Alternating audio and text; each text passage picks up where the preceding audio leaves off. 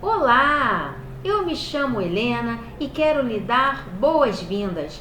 Seja muito bem-vinda, seja muito bem-vindo ao canal Elevação.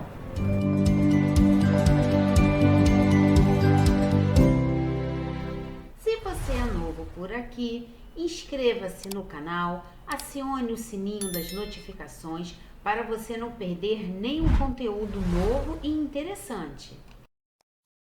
Eu convido você a fazer mais essa reflexão comigo.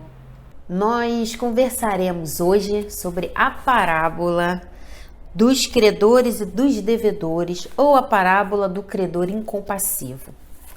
Essa parábola ela encontra-se no Evangelho segundo o Espiritismo, capítulo 11, cujo título é Amar o Próximo como a Si Mesmo.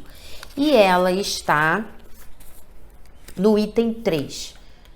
Diz-nos assim a parábola: o reino dos céus é comparável a um rei que quis tomar contas aos seus servidores. Tendo começado a fazê-lo, apresentaram-lhe um que lhe devia 10.000 talentos. Mas como não tinha meios de os pagar, mandou seu senhor que o vendesse a ele, sua mulher, seus filhos e tudo que lhe pertencesse, para pagamento da dívida. O servidor, lançando-se-lhe aos pés, o conjurava, dizendo: Senhor, tem um pouco de paciência e eu te pagarei tudo. Então, o senhor, tocado de compaixão, deixou-o ir e lhe perdoou a dívida. Esse servidor, porém, ao sair, encontrando um de seus companheiros que lhe devia 100 dinheiros, o segurou pela goela e, quase o estrangulando, dizia: paga o que me deves. O companheiro, lançando-se-lhe aos pés, o conjurava, dizendo: tenha um pouco de paciência e eu te pagarei tudo. Mas o outro não quis escutá-lo. Foi-se e o mandou prender para tê-lo preso até pagar o que lhe devia. Os outros servidores, seus companheiros, vendo o que se passava, foram extremamente aflitos e informaram o senhor de tudo o que acontecera.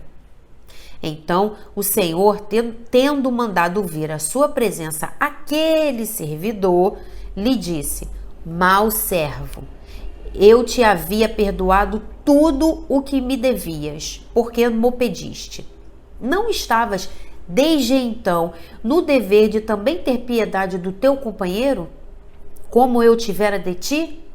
E o senhor, tomado de cólera, o entregou aos verdugos para que o tivessem até que ele pagasse tudo o que devia. É assim que meu Pai, que está no céu, vos tratará, se não perdoardes do fundo do coração as faltas que vossos irmãos houverem cometido contra cada um de vós. Isso está em Mateus, capítulo 18, versículos 23 a 35. Essa parábola é, como todas as parábolas de Jesus, extremamente interessante. E como eu disse, ela tem vários nomes: dos credores, dos devedores, do credor incompassivo. O nome não importa, o que importa de fato é a mensagem que ela tem a nos transmitir.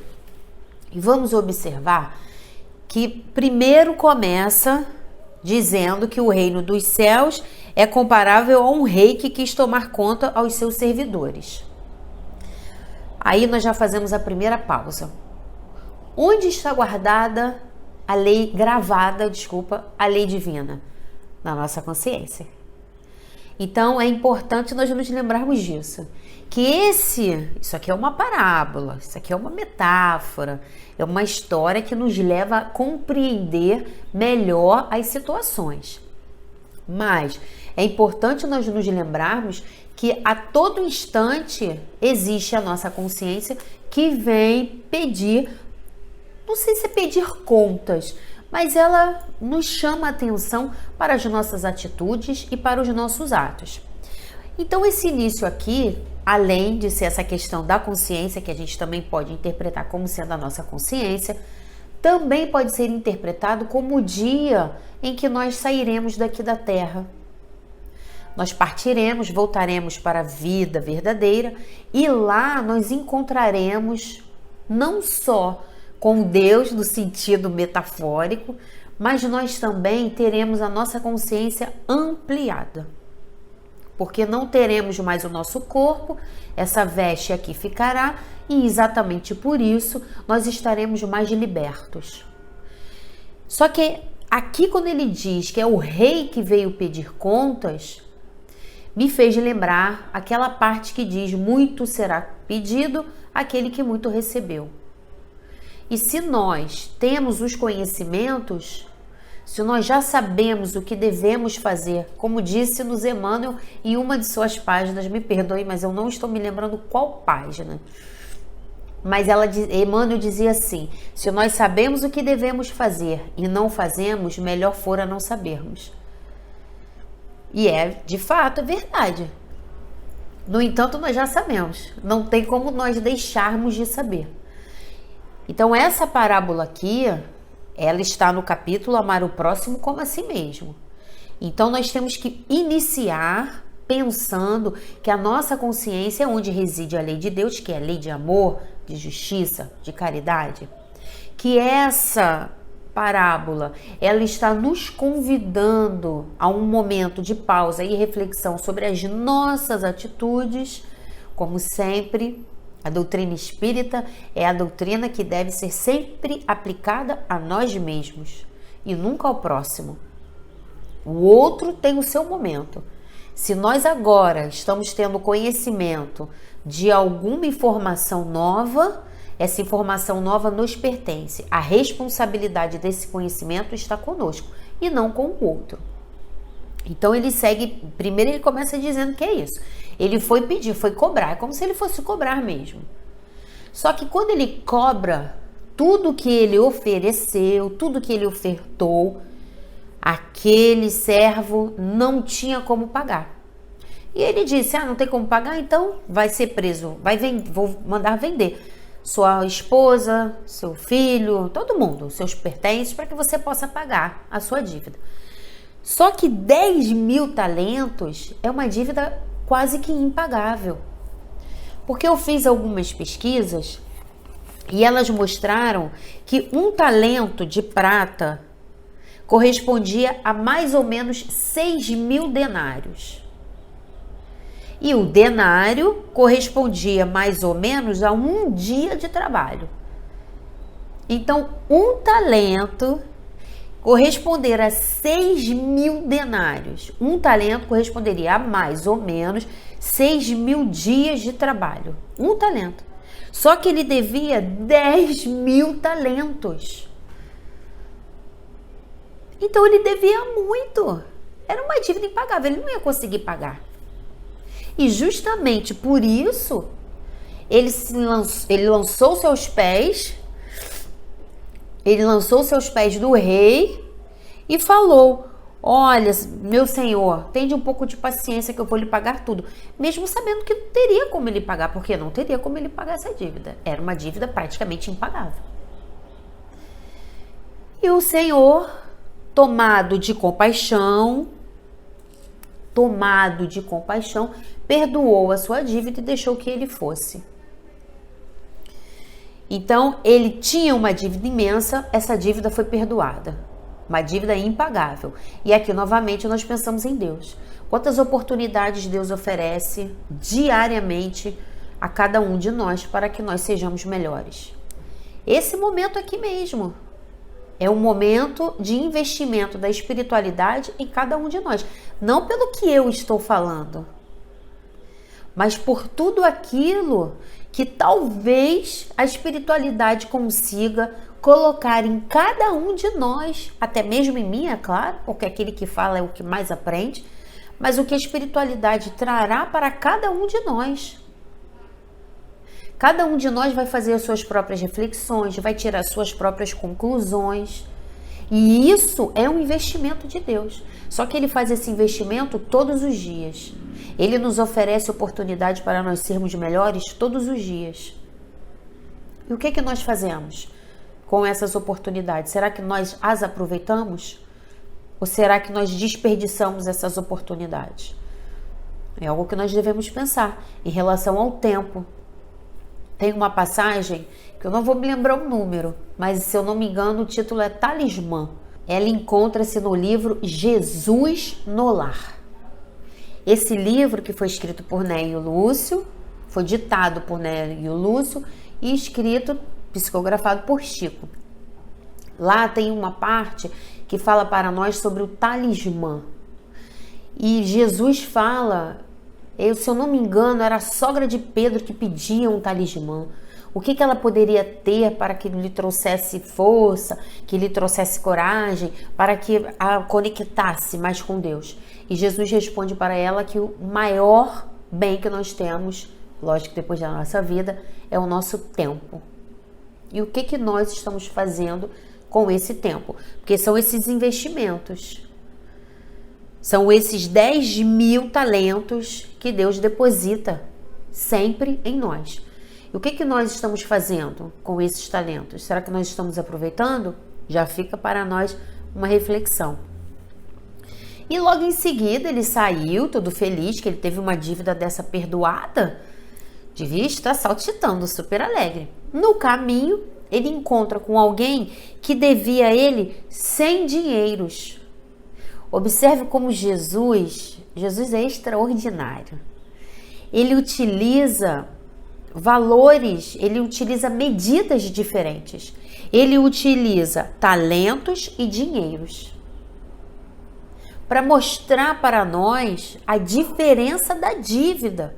Um devia 10.000 talentos e um talento, e 6.000 talentos significava para nós, 6.000 denários correspondia para nós uma diária de trabalho.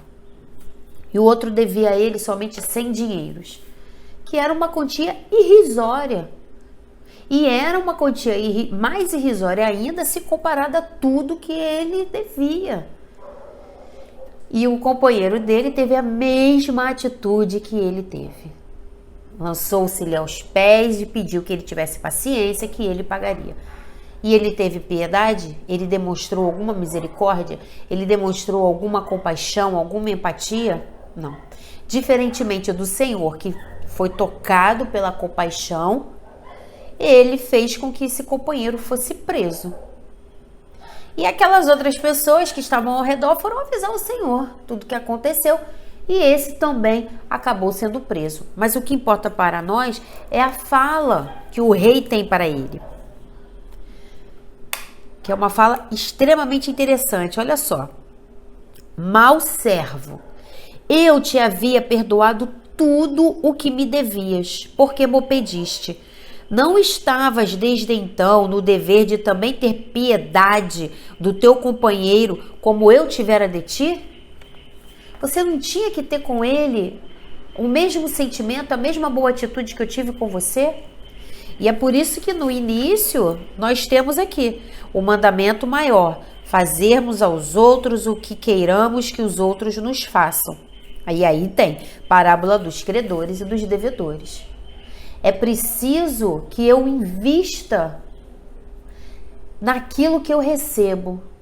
Todo bem que eu recebo, ele precisa ser posto adiante. Essa parábola me fez lembrar um momento no qual Jesus estava com um fariseu, e nesse momento que ele estava com o fariseu fazendo uma refeição, chega Maria de Magdala. E o fariseu envia um olhar para os guardas, mostrando que era para prender, para impedir que Maria de Magdala entrasse. E Maria de Magdala firme, porque aquele fariseu estava tendo uma atitude hipócrita, porque ele ele demonstrava que não queria a presença dela ali, mas ele era cliente dela, porque ela era uma meretriz, uma prostituta. Então ela olha para ele com um olhar bem desafiador, ele entende e deixa. Ela entra e vai lavar os pés de Jesus com as suas lágrimas. E o fariseu condena Jesus, porque ele diz: se tu fosses mesmo profeta, tu saberias que uma impura está te tocando agora. Eles antigamente tinham muito isso. Se uma pessoa impura me tocar, eu vou me tornar impura, só por causa desse toque. Eles tinham muito essas questões, fazia parte, né, da cultura deles, do conhecimento deles. Então Jesus fala para ele palavras que lembram essa parábola aqui. Jesus pergunta para o fariseu: imagine que você tem duas pessoas. Uma delas deve uma quantia astronômica. Eu estou usando as minhas palavras, não as palavras de Jesus. A outra deve uma quantia praticamente irrisória. Qual dessas duas você acha que deveria ser mais grata por ter a sua dívida perdoada? A que devia mais ou a que devia menos? E ele fala, obviamente, a que devia mais.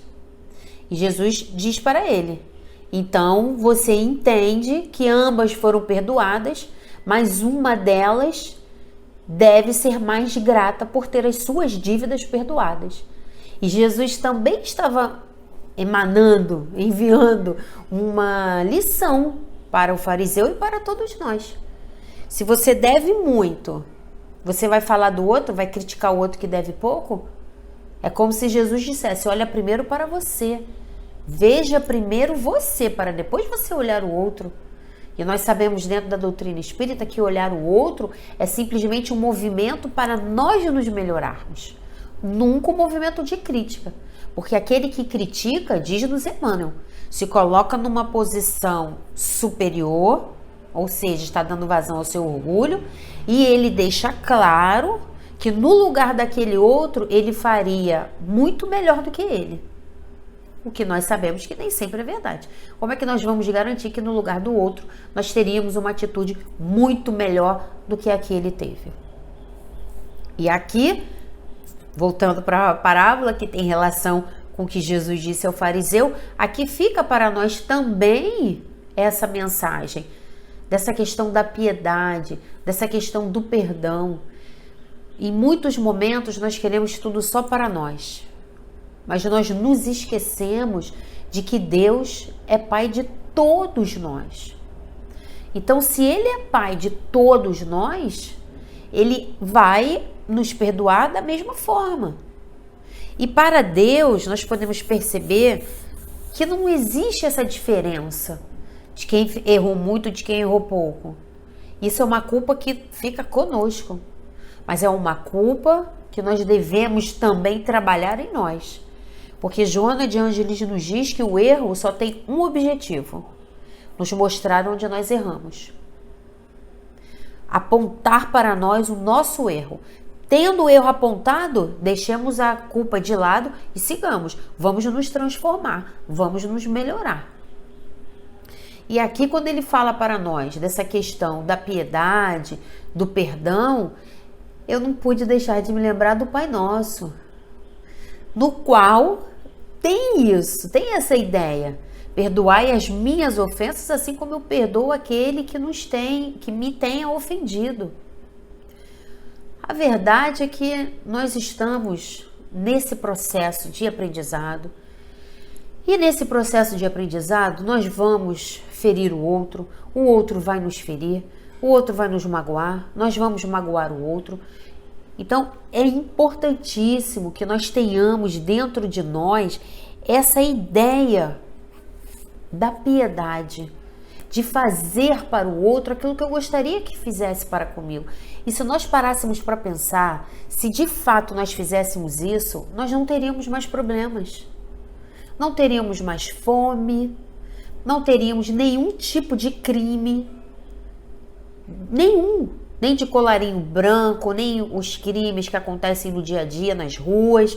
Nós teríamos nada, porque nós iríamos pensar: se fosse eu ia gostar que isso acontecesse comigo? Não, então eu não vou fazer. Essa é uma regra de ouro para o nosso aprendizado, para a nossa melhoria enquanto espíritos. Nós nos focarmos naquilo que nós conquistamos, nós focarmos naquilo que nós recebemos. Eu recebi um talento de Deus, eu vou usar esse talento em prol do bem. Eu percebi que eu errei, eu sei que eu fui perdoada. Não existe a possibilidade de nós não sermos perdoados por Deus. Isso é humano, não perdoar é humano. Jesus, que é um espírito, nós já sabemos que é o espírito mais elevado que já passou aqui pela terra. Ele perdoou Simão Pedro, ele perdoou Judas antes que esses dois errassem. Quem dirá Deus? Não existe a possibilidade de nós não sermos perdoados por Deus. Não há erro que nós possamos cometer. Não há erro que nós possamos cometer que nos afaste do amor de Deus. Então, se Deus sempre me perdoa, por que eu não vou perdoar o outro? O que me faz pensar que o meu erro é menor do que o erro do outro? Porque nós até podemos dizer, mas existem graus de erros. Claro que existem graus de erros. Mas para Deus, não. Deus nos ama incondicionalmente. João disse que Deus não tem amor. Deus é amor. O que não significa que nós não vamos dar conta das nossas atitudes. Isso é diferente. Eu vou dar conta das minhas atitudes. No entanto, aquilo que eu fiz vai ser perdoado por Deus. Isso é indiscutível. E tem um trecho no Evangelho, segundo o Espiritismo, sobre essa parábola que eu gostaria de ler para nós. É o item 4. Ele diz assim: com que direito exigiríamos dos nossos semelhantes melhor proceder, mais indulgência, mais benevolência e devotamento para conosco do que os temos com eles? Ainda tem isso, ainda tem esse ponto. Eu não faço, mas eu exijo que o outro faça. Eu não consigo fazer, mas eu quero que o outro faça. Eu não tenho para com o outro uma atitude que eu sei que é 100% correta, mas eu espero que o outro tenha para comigo uma atitude 100% correta. E nós não vamos encontrar, pelo menos eu nunca encontrei, uma pessoa que seja 100% correta. Eu digo no meu dia a dia, nunca encontrei. Por quê? Porque nós estamos aqui para evoluir, nós estamos aqui para nos melhorarmos. O que não significa dizer que nós não vamos empreender esforços diários para que isso aconteça. O nosso objetivo é nos tornarmos espíritos melhores. Ponto. A nossa encarnação é para isso também. Ponto. Então eu vou fazer esse movimento de me melhorar, de buscar me melhorar. Eu não vou ficar ancorada nessa ideia de que eu estou no mundo de provas e expiações, aqui todo mundo erra, o outro erra comigo, eu vou errar com o outro também e assim a gente vai vivendo. Não é assim. Nós sabemos que não é assim. Então é importantíssimo nós termos essa ideia. Eu preciso fazer para o outro aquilo que eu gostaria que o outro fizesse para comigo. Porque isso é ser coerente. Saindo até da benevolência que ele fala aqui para nós, saindo aqui dessa obrigação moral, mas é uma questão de coerência. E como o nosso mundo hoje carece de coerência. Nós mesmos, às vezes, temos atitudes tão incoerentes. Precisamos voltarmos para aquilo que é coerente, voltarmos para aquilo que realmente importa, para aquilo que realmente é bom para cada um de nós. E o que é bom para cada um de nós é estarmos sempre em consonância com a lei do amor, com a lei da justiça e com a lei da caridade. E quando eu faço para o outro aquilo que eu gostaria que o outro fizesse para mim, eu estou sendo coerente, eu estou sendo caridosa, eu estou de fato agindo como uma pessoa cristã. Então, companheiros, essa é a mensagem que eu gostaria de deixar para nós nesse encontro de hoje, de que nós nos esforcemos cada vez mais para fazermos ao próximo aquilo que nós gostaríamos que o próximo fizesse para conosco. Mesmo diante das maiores atrocidades que nos visitam no dia a dia, nós nos lembrarmos que às vezes é difícil, eu falo por mim, às vezes é muito difícil, diante das notícias, dos acontecimentos, mas nos esforçarmos muito para nós nos lembrarmos que aquele irmão que está fazendo agora tanta coisa errada, ele também é filho de Deus. Ele também merece o perdão de Deus e ele também é digno do amor de Deus. Se ele age corretamente ou não, isso não me cabe. Isso cabe a ele e a Deus. Isso é entre ele e Deus. É claro que nós não vamos ficar parados e deixar que tudo vá acontecendo sem tomarmos alguma atitude quando nos couber tomar alguma atitude. Emmanuel também nos fala em uma página que ser pacífico não é deixar que tudo aconteça. Nós não vamos deixar que alguém coloque, ele até usa esse exemplo, coloque uma bomba dentro da caixa da máquina e exploda tudo e traga prejuízos para todo mundo. Não é isso. Mas é nós nos mantermos dentro daquilo que Jesus nos ensinou. Eu vou agir, mas vou agir com amor. Firmeza com amor, como dizia Anália Franco. Que nós possamos, então, estarmos mais atentos às oportunidades que nos chegarão no decorrer da semana. Que nós possamos aproveitar esse momento que é um investimento de Deus em cada um de nós. E que possamos sempre nos esforçarmos para fazer o nosso melhor. Terminamos aqui o nosso pequeno estudo, agradecendo sempre a Deus que nos envolveu, que nos abençoou, que nos fez com que estivéssemos um pouquinho mais conectados com Ele, pelo menos durante esses minutos. Muito obrigada pela atenção e até o próximo encontro.